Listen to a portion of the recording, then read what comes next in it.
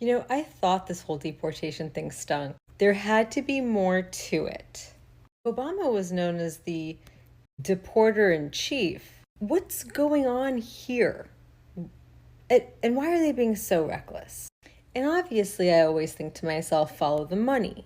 And we're talking about the imprisonment of people. So it made me think of like the judges, like that whole cash for kids thing. And I'm trying to think to myself, like, are they being paid by El Salvador to like get human bodies for labor? Like, that was my initial couple weeks ago thought. Like, this is just human trafficking for like labor purposes. But then a couple of things have like made it to my brain that have made me think something else. Like 2 weeks ago, when that first round of flights left, and there was that judge who did the emergency order halting that transport and said, you better turn those planes around. I recall learning then that the transportation, just the flight, was costing us like 600 grand to $1 million. Just us, taxpayers. That's what we're paying. And I remember thinking, excuse me? And then I looked into it, and sure enough, there's a private defense contractor that's getting paid for this flight. One fucking flight? What? So, okay, a lot was going on. I kind of let that go. But then I hear a couple days ago that Bondi is proposing lesser sentences to people who are currently incarcerated in exchange for them just agreeing to be deported. And then I remembered that I've had situations where I've had clients with ICE holds who are looking at prison, and they were like, can I just get deported? Can I just get deported? And I proposed that to the prosecutor, and I proposed it to the judge. Listen, there's an ICE hold. Can we just time serve the guy? And they're not going to let him out. He's going to go immediately to ICE, and then he's going to go, they'll deport him. Can we just time serve him so ICE can take him? Because the way it works otherwise is that ICE hold remains, you do your sentence, and then you don't get released when your sentence is done. They hold you for ICE. And I remember distinctly on at least one occasion, a judge saying to me, he owes this state. He owes this state and the people of this state. And once he's paid his debt to this state, he can go wherever the fuck he wants. He didn't say the fuck, but you know what I mean. So I learned pretty early on that ICE hold or no ICE hold, nobody was willing to let these people off the hook early on a sentence in exchange for agreement to deportation. And now we're saying you can have your sentence cut off early. We'll let you out of here if you want to go somewhere else. Well, why is that? I'm coming back to the cash for kids scam. And then today I hear Betsy DeVos's brother, Eric Prince, a military defense contractor of Blackwater fame, infamous for war crimes in Iraq. That guy has started a company out of Wyoming to provide private transportation as a defense contractor of deported immigrants to other countries, specifically CCOT. And he's proposing a thing where a portion of CCOT, the facility itself, becomes the United States territory so that this can all be done extrajudicially, because this isn't real deportation, it's just relocation and holding. And then we lease back that portion to El Salvador so that we don't have to be responsible for the housing and all of the logistics and everything. Think Guantanamo. But CCOT can hold 10,000 people. And we know that Guantanamo was made for what, like a couple hundred? And there's thousands. they have every intention of overfilling CCOT because they're going to get paid per head. I did a little research. Before we get into a military defense contractor and the logistics that go along with that and the extra expense that goes along with that, right now as it stands, the transport cost for a deportation, and I just mean body to plane, plane to wherever, and the logistics that goes with just transporting the body, none of the due process, just transporting the body, is between $6,000 and $10,000 per head. Meaning for every 100 heads, they're making $600,000 to $1 million. They are charging us. They are charging the citizens between $600,000 and $1 million to transport just 100 people. And as a military contractor who's going to boast some sort of like military logistics, he's going to charge more. This is a moneymaker. This is why they're interested. This is exactly like the prison industrial complex. People get paid by the head, per day per head. We're talking $150, $250 per head per person who's in prison. That's how those people make money, on top of leasing out their bodies for labor. So Betsy DeVos's brother is like salivating. Let me get in on that. You're telling me that you're paying these schmucks $6,000 to $10,000 per head just to fly them somewhere? I can do that. I'm an ex-Marine, and I'm fucking of Blackwater fame.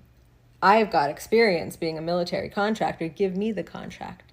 And there's going to be a lot of fucking people who are going to support this because they all stand to make some money, because they'll be investors. This is what this is all about. That's why they're racking their brains on how do we get United States citizens out of here. Natural born citizens. Let's start deporting them. Fuck it. And Eric Prince, Betsy DeVos's brother, has come up with the solution.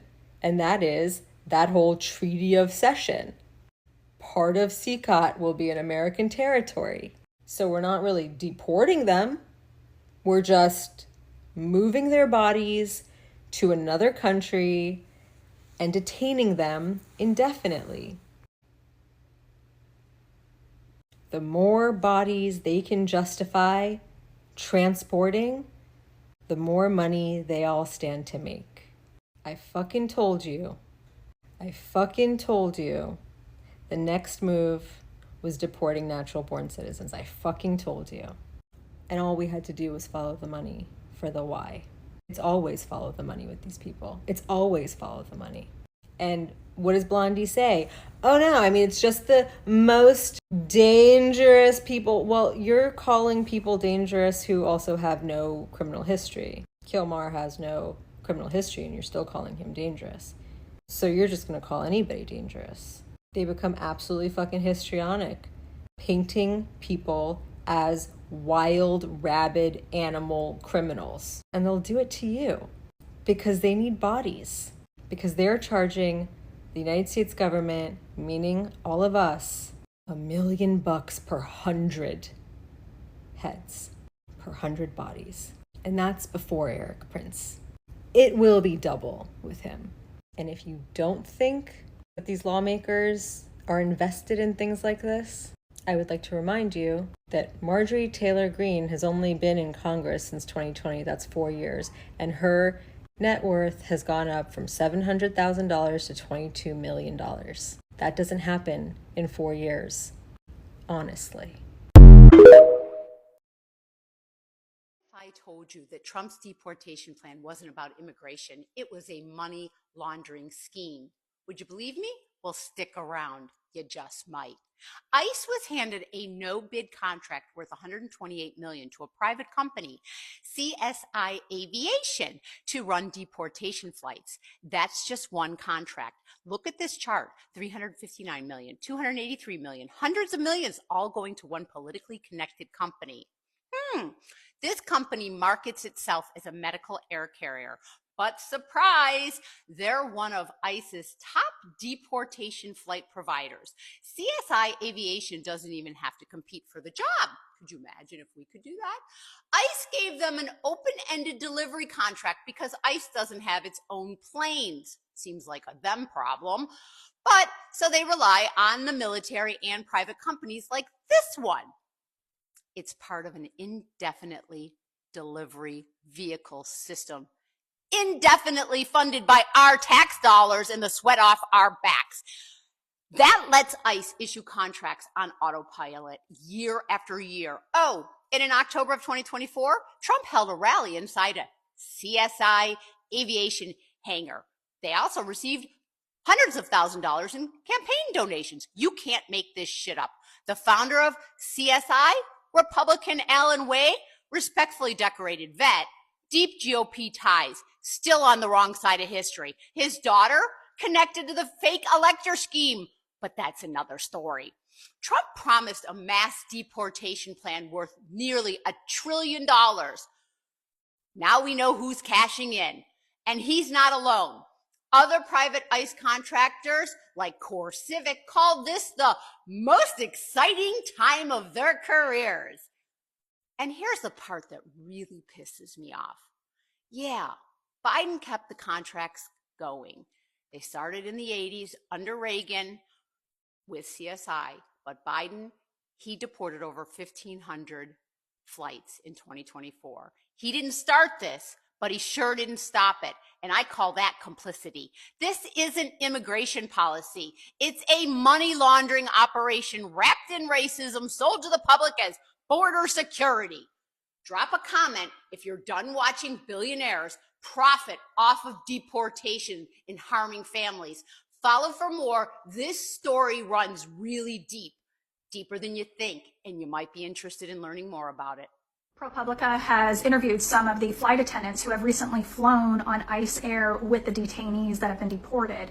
And what they reveal is, I wish I could say shocking, but really One flight attendant who goes by the name of Layla in this interview describes an incident where a little girl had collapsed. She had a high fever and she was taking ragged, frantic breaths. Layla sprung into action. She grabbed the plane's emergency oxygen bottle, rushed past the rows of migrants chained at the wrists and ankles to reach the little girl and her parents. Her oxygen saturation level was at 70%, which normally a healthy person's is at around 95%. Her temperature was 102.3 degrees. The flight had a nurse on contract who worked with the guards, but beyond giving the little girl some Tylenol, Layla was left to help with the little girl. Even though flight attendants have been instructed not to speak to the detainees, Layla said, "I don't give two fucks and a shit about that. I'm doing what's humane."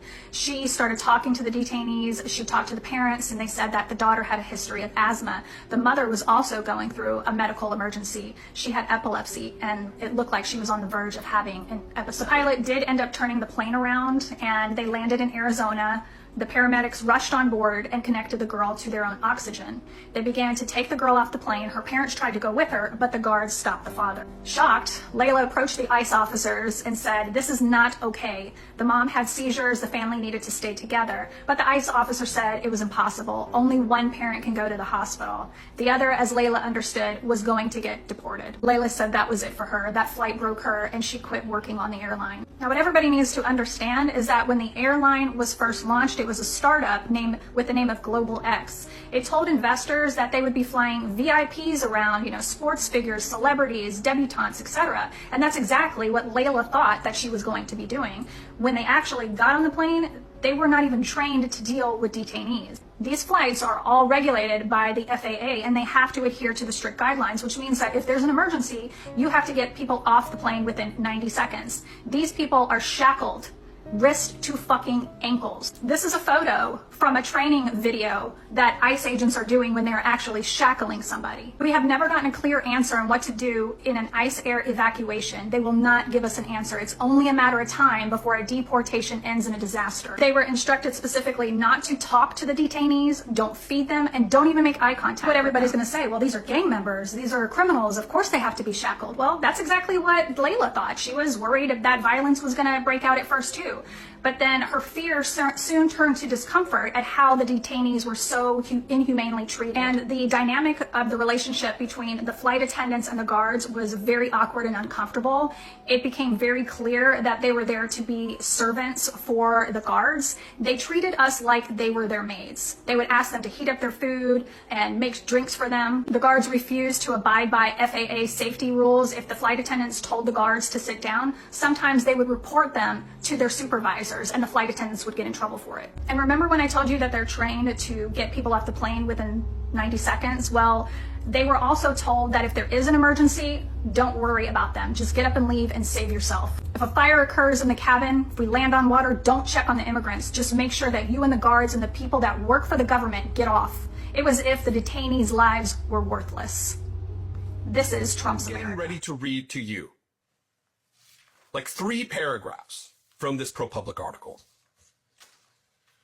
Especially coming on the heels of the video I did earlier about Donald Trump saying he wants to send American prisoners, American citizens who are imprisoned by their government, to foreign prisons where they will be tortured and just off the grid. He wants to disappear American citizens. ProPublica posted this article. Let's just read the headline here before I talk about it. Inside ICE Air, flight attendants on deportation planes say disaster is only a matter of time. We know how they are treating students who have spoken out against this administration, who have spoken out against the policies of the United States, our just unqualified support for the genocide that is being waged by Israel against the people in Palestine. It's an opinion that Donald Trump doesn't like, so he had them disappear. They broke no law, they committed no crime, and they are in prison in Louisiana right now, away from their family, 1,400 miles away from where they were arrested. Again, for no crime. He's revoked their student visa. And rather than just send them home, he wants to punish them with imprisonment. And those that he's shipped off to El Salvador in prison, many of them, now that the journalists are starting to report on all of this, and only 20% of them actually have criminal records, and many of them aren't even violent criminal records, just like theft or shoplifting and shit like that, right? This reporting is, let me just get into it. Here's the reporting highlights, and then I'm going to, we'll drill down here. Unexpected role. Flight attendants were told they would fly rock bands, sport teams, and sunseekers. Then Global Crossing Airlines started expanding into federal deportation flights. If you have anything to do with Global Crossing Airlines, it would be my recommendation that you stop having anything to do with this business. They should fail miserably because they are taking part in fascist mass deportation flights. Human struggles. Some flight attendants said they ignored orders not to interact with detainees. Quote, "I'd say holla back," said one flight attendant. "We're not jerks."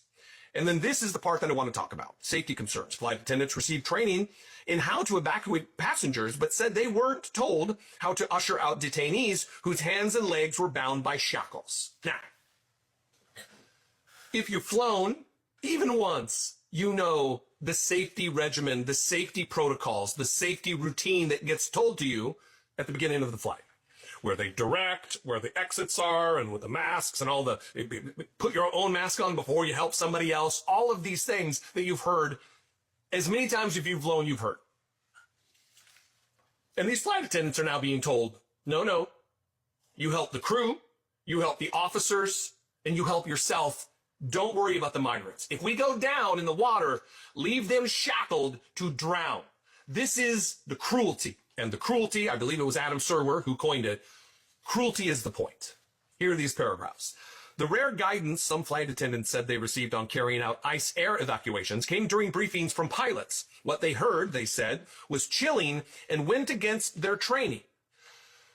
Quote, "Just get up and leave," one recalled a global ex-pilot telling him. "That's it. Save your life first."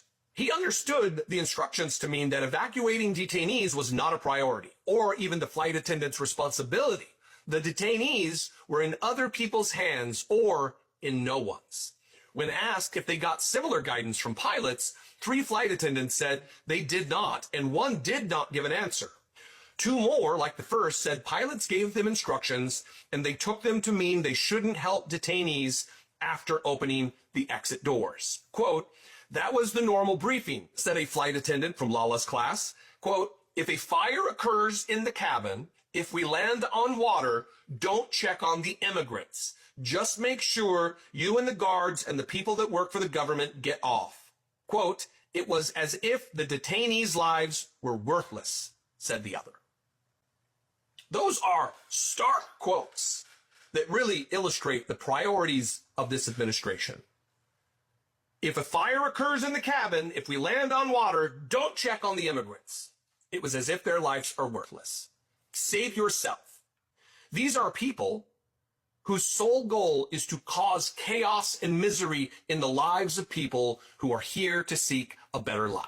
And we know this because of the makeup, because of the demographics of people they're taking, because of the lack of criminal records and the lack of due process to prove to the American people of who's being taken out.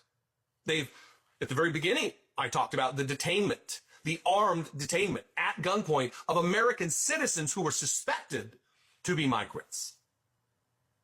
This is how they're treating people. You're suspect if you're brown. And if you are an immigrant, they can take you whether you've broken the law, whether you're here legally or not, and ship you to wherever they want to. And while they do it, if a plane crashes, sorry, you're going to drown with your feet tied and your hands tied, while the rest of the crew, the rest of the cowards in ICE, scramble to safety, scramble to save their own lives and let the rest of the people die. Are these the values of the United States of America? I guess they are now. Are these the values you grew up thinking about when you thought about America? Is this the values of the flag that Donald Trump molests when he's on stage? Hugs and kisses. Oh, my baby, my beautiful. Are these the values of that flag? I pledge allegiance to the flag of the United States of America. All of that. Are these the values that are contained within the national anthem? Home of the free, land of the brave. It's a different America. Donald Trump's vision for America is dystopian. It is disgusting. It is antithetical to the aspirational values that we've talked about so long, about freedom, about equality. This is a country for rich people and white people in Donald Trump's eyes. Anyway. So this article in ProPublica is incredible. It chronicles a woman named Lala, we call her Lala, and she was working off a job, and I guess her LinkedIn profile she doesn't remember applying for a job with Global X Airlines, but she ended up doing it. And by FAA rule, they have to have flight attendants aboard those flights, the ICE flights. And then she got scammed into working at this airline when they talked about, oh, it's going to be glamorous, and you're a flight attendant, it's a vocation, it's a calling. They went through standard FAA training, CPR, putting out fires, all the rest. And then they got a government contract working for ICE. And that's all they've done since. Now, this starts out with a little girl collapsing on a migrant flight with a high fever. Her oxygen saturation was at 70, which is terrible. That's how it starts off. But until that little girl collapsed, they had so far managed to escape an emergency on board one of their flights. But it's disgusting. Lala, in this interview with ProPublica, Lala and 6 other current and former Global X flight attendants provided a window into part of the deportation process that is rarely seen and little understood. For migrants who have spent months or years trying to reach this country and live here, it is the last act, the final bit of America that they may experience.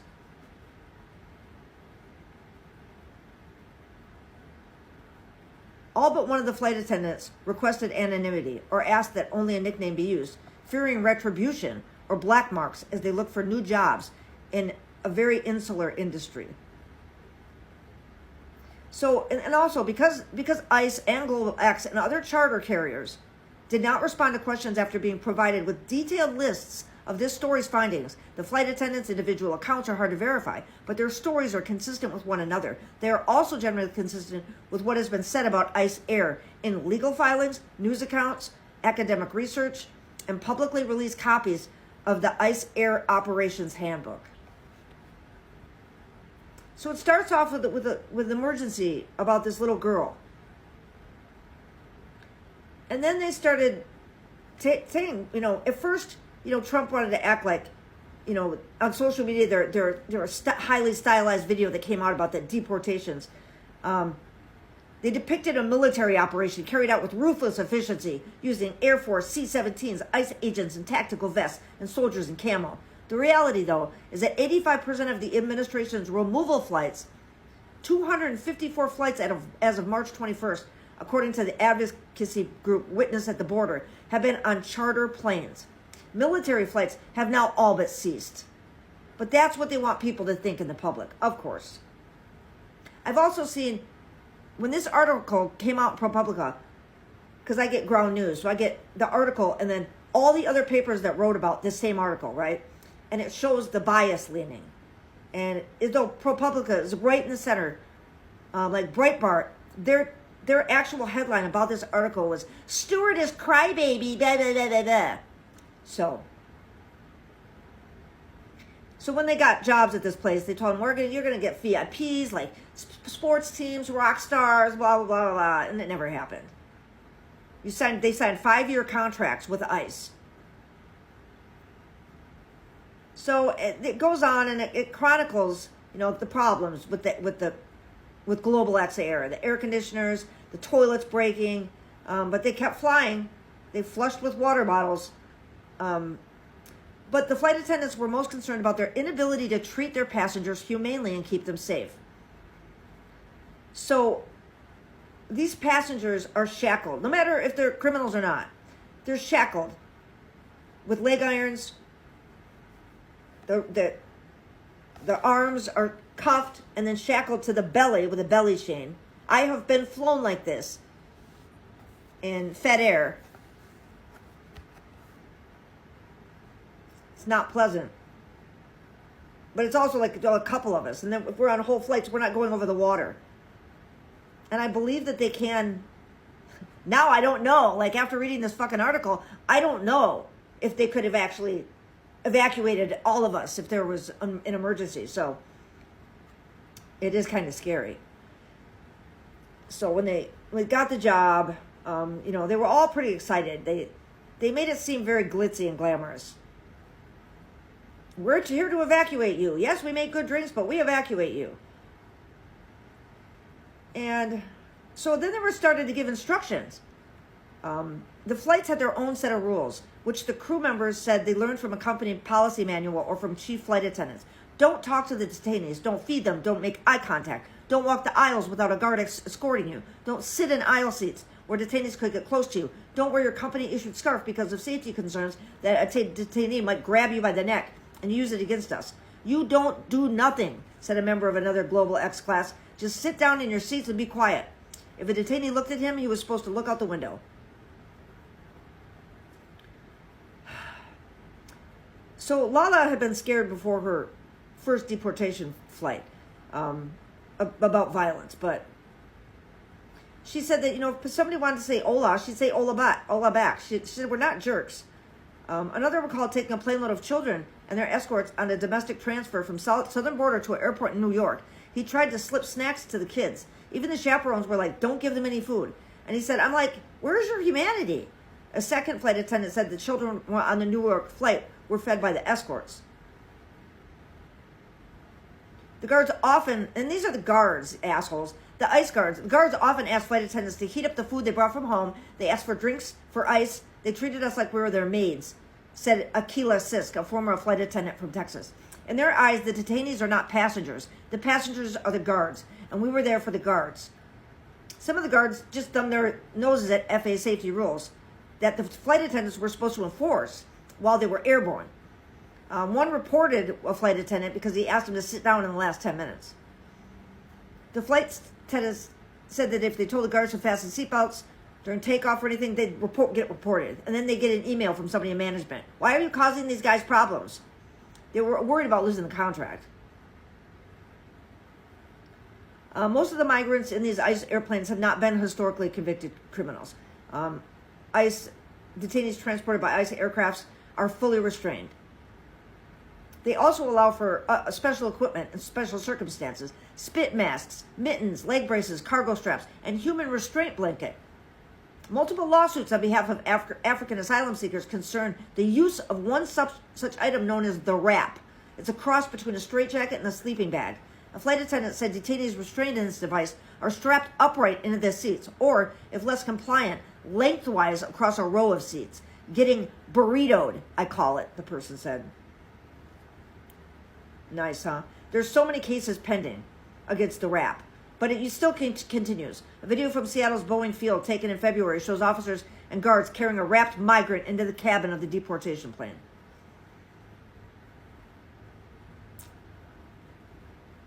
To flight attendants, the restraints seemed at odds with the FAA's 90-second rule, a decades-old manufacturing standard that says an aircraft must be built for full evacuation in 90 seconds, even with half the exits blocked. She said, I don't know, honestly, what we would do. But they do know. In one of the worst incidents, the landing gear broke. A wing caught on fire. Human rights violations up the gazoo in this place. But it was what they told them. The rare guidance some flight attendants said they received on carrying out ICE air evacuations came during briefing from pilots. What they heard, they said, was chilling and went against their training. Just get up and leave. One recalled a Global ex-pilot telling him, that's it, save your life first. He understood the instructions meant that evacuating detainees was not a priority. They got similar guidance from pilots. There was the normal briefing. If a fire occurs in the cabin, if we land on water, don't check on the immigrants. Just make sure that you and the guards and the people that work for the government get off. It's as if the detainees' lives were worthless.